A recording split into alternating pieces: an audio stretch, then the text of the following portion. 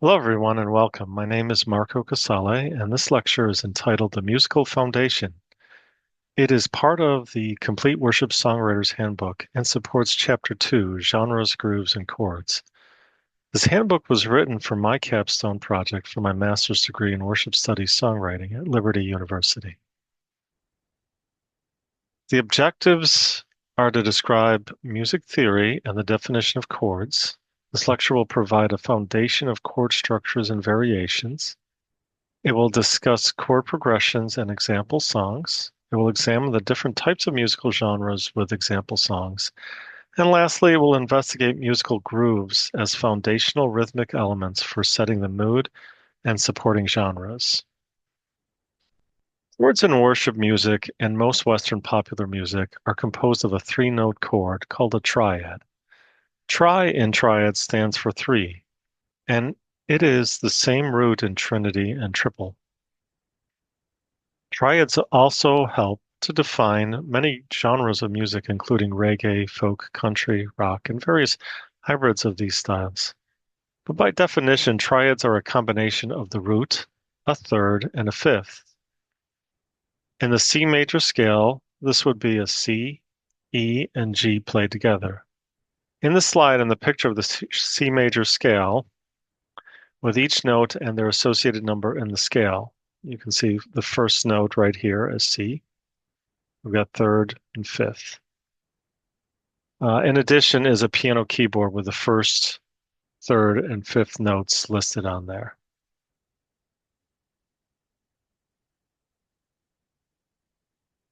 So chord numbering is a foundation for understanding chord progressions. If we look at the C major scale, numbers are assigned to each letter in the scale. An uppercase Roman numeral 1 equals a C, or the root note. Lowercase Roman numeral 2 equals D minor, 3 equals E minor, 4 equals F, 5 equals G, 6 equals A minor, and 7 equals B diminished. In summary, uppercase Roman numerals signify major chords in the key of C major, and lowercase Roman numerals indicate either minor or diminished chords.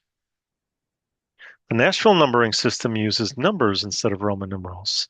The number 1 equals C, 2 minor equals D minor, 3 minor equals E minor, 4 equals F, 5 equals G, 6 minor equals A minor, and 7 dim equals B diminished. This numbering system allows musicians to communicate in this coded language. For instance, let's play a 2 minor chord, then go to the 5 chord for 2 beats, then back to the 1 chord.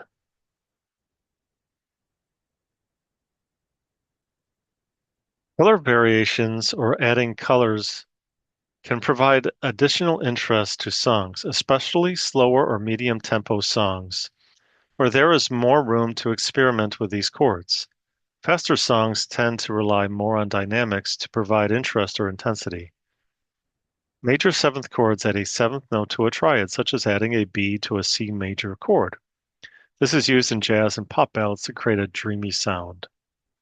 A dominant seventh chord is adding a flatted seventh note in the scale. A C major chord would have a B flat added. This chord is considered most active because it demands to be resolved, and it can resolve to so many chords like the root, the dominant, or many others. 9 chords are made by adding the ninth note in the scale. A C major chord would include the ninth note, a D, above the C. The ninth chords have found a resurgence in worship music and commonly played by artists such as Chris Tomlin, will frequently play a C add 9 while in the key of G.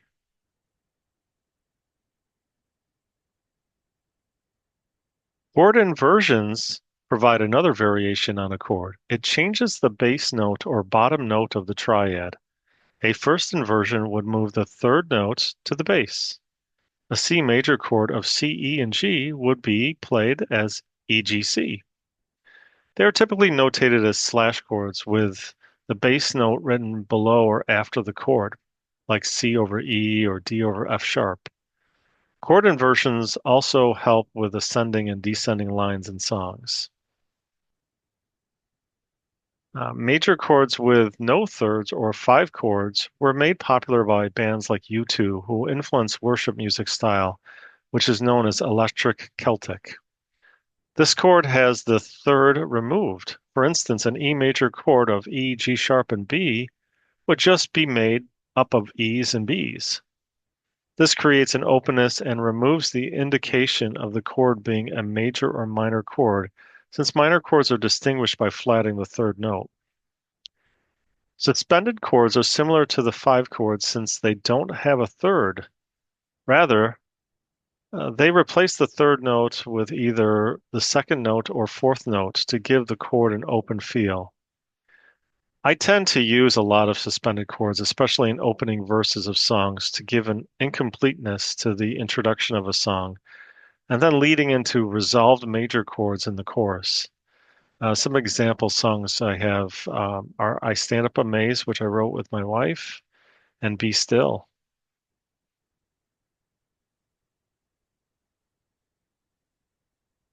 All the chords in the major scale work together as a family. They are referred to as being diatonic chords. This means that the 1, the 4, and the 5 chords are always major chords, and the 2, 3, and 6 chords are always minor chords. This pattern works in any major scale. The 7 chords are not played as diminished chords in popular music, but rather as inverted 5 chords with a 7 in the bass, such as a D over F sharp in the key of G. Non-diatonic chords are considered chords outside of the pattern. It doesn't mean that they are not allowed in your worship song. For instance, one of my original songs, May My Words, is in the key of E, but contains a D major chord in the chorus. This is a wonderful surprise in the chorus that gives the song a certain feel. It provides a level of tension that needs to be resolved.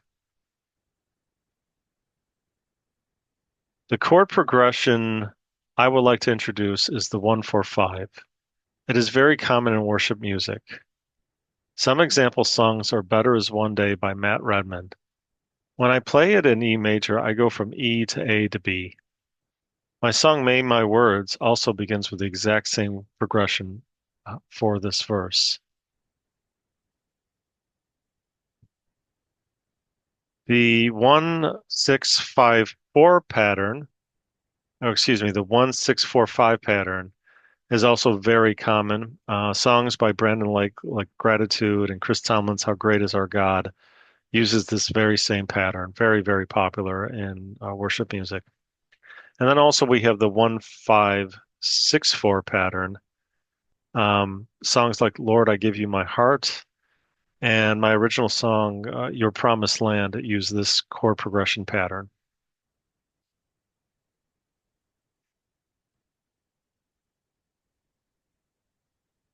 More chord progression patterns to share. I've got the 1-4-6-5 pattern. Trading My Sorrows is a older worship song that uses this pattern. The 6 minor 4-1-5 pattern is common for songs like Praise and Graves in the Gardens by Brandon Lake. The 1-2 minor 4-5, a song called I Could Sing of Your Love Forever, an older worship song, is also very popular. And then I put down this last one. This is one that I use a lot. I seem to use it by default, is the 1-5-4-1. So, for example, in the key of E, I might go E, B, A, back to E, and I might use 2 chords in there, the Bs or 5 chords to keep them sort of open sounding. So original songs like "O Lord, My King" and "Be Still," I use that pattern. Okay, I would like to discuss the musical genres and their impact on worship music. The blues are considered a foundation to popular Western music. This genre originated in the deep South of the United States. A key distinction is the 12-bar blues pattern and the use of the blues note, which is sung or played at a slightly lower pitch for emotional effect. Class example song is "The Thrill Is Gone" by B.B. King. I was influenced by the blues to write the song "Praise to the Father," which is more of a gritty rock blues or Texas blues style influenced by Stevie Ray Vaughan. And on a side note, I still remember seeing him, Stevie Ray Vaughan, in concert back in 1990 in Wisconsin. And tragically, he died one night later in a helicopter crash, leaving his second concert night. It was Eric Clapton's Journeyman tour, which included Stevie Ray Vaughan, Robert Cray, and Jeff Healey that night that I saw them. Okay, rock music was formed from the blues and country music and is defined by its energy and the prominence of the electric guitar. A key distinction is the strung backbeat with emphasis on the two and four beats. The typical instrument lineup consists of drums, bass, and guitar, usually multiple guitars. A classic 1970s example of rock music is The Who's song Won't Get Fooled Again. An original song that my wife and I collaborated on is You're Right Here, which is another example of rock music.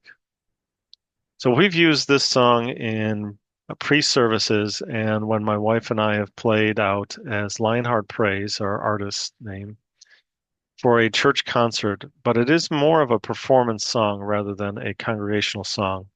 This is more about the vocal range than genre of music itself. Funk is designed to make you move. A key distinction is the syncopation, displacing the beat. There's a heavy emphasis on the bass guitar with a scratchy rhythm guitar and punchy horns. A classic example is Stevie Wonder's Superstition.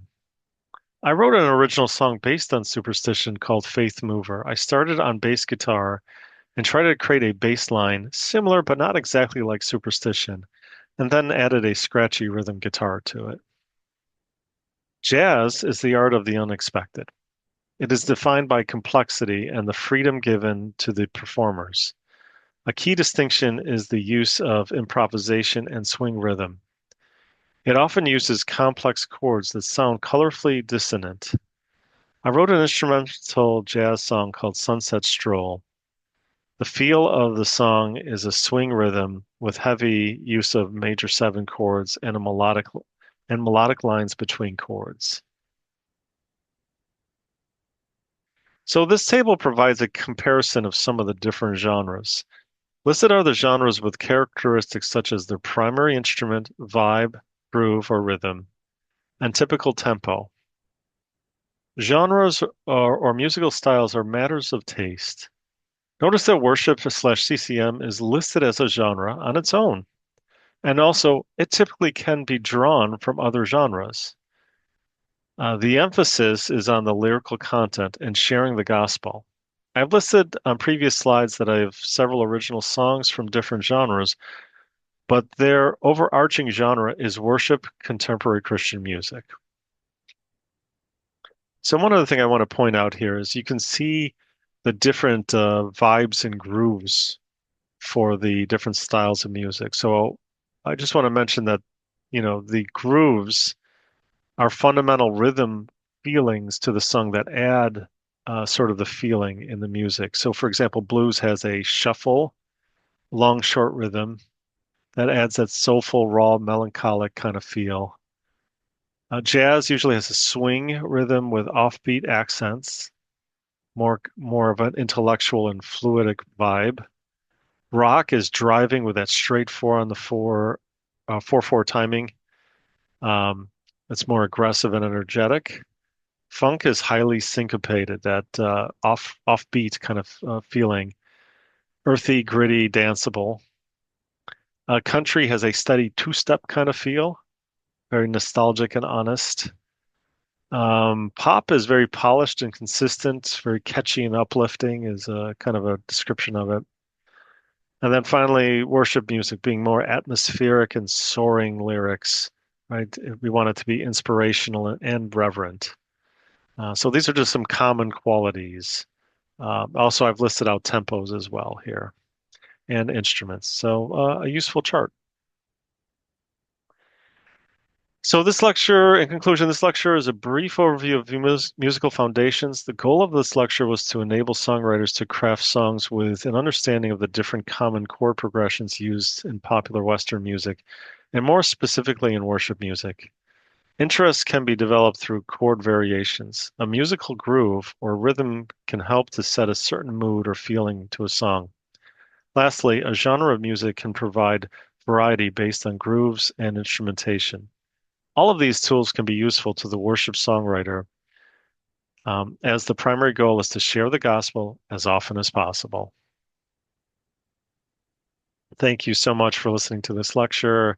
And my references are, again, from Paul Balash's book on God songs and Jimmy Webb, a book called Toonsmith, Inside the Art of Songwriting.